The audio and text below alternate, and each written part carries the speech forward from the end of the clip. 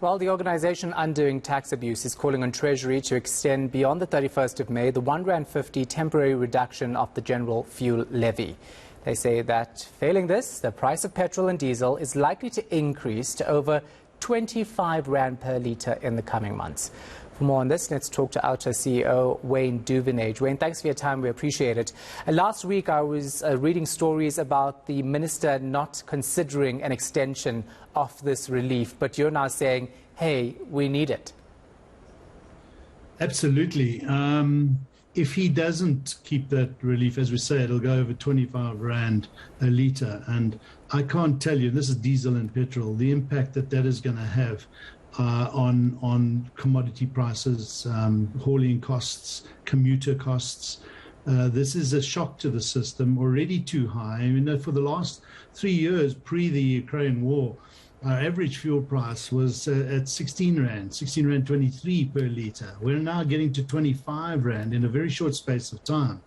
And of course, we understand the international impacts, but the levy is the one area that government has control over. They've pushed that levy far too high over the last 2 decades or so, well above inflation.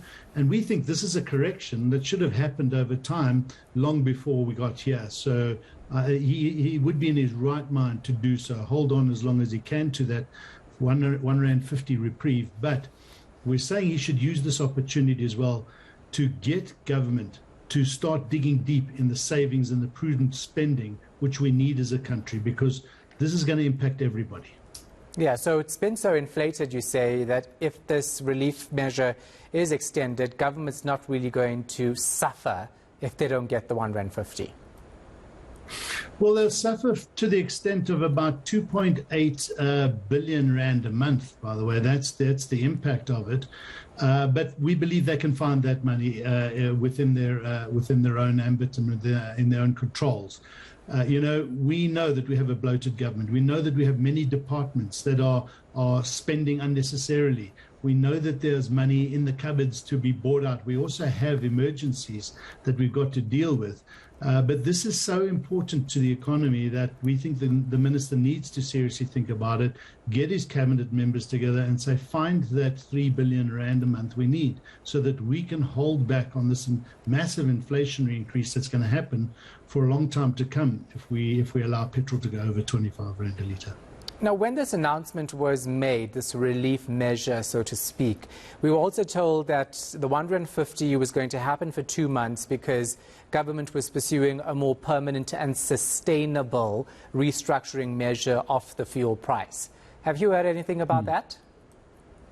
No, we haven't. We know they've had input and they've had talks, but we're not sure. There's no, firm feedback as to what are those measures. We know of a couple, for instance, the demand side management levy of a few cents will come out. There's probably about not more than 50 cents that they can do in some of the areas. The big area is this, and then there was some contemplation, I mean the fuel levy, which is at R3.85 at the moment before they took the R1.50 off. And then there was some contemplation around finding an alternative solution to the road accident fund, because that also is a massive cost, over R2. I think that's about R2.18 per litre. So there are ways, and we're not sure where they are in those deliberations.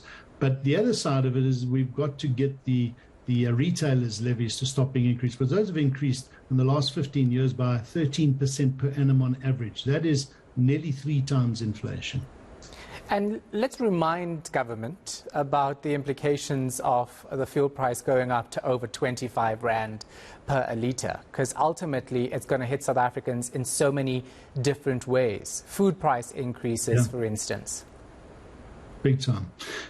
And, if you speak to the Road Freight Association and their members, many of them hanging on a knife's edge, as I was listening to Gavin Kelly the other night, talking about 45% of their costs coming from diesel and fuel costs. And some of them have had to close down as a result of COVID.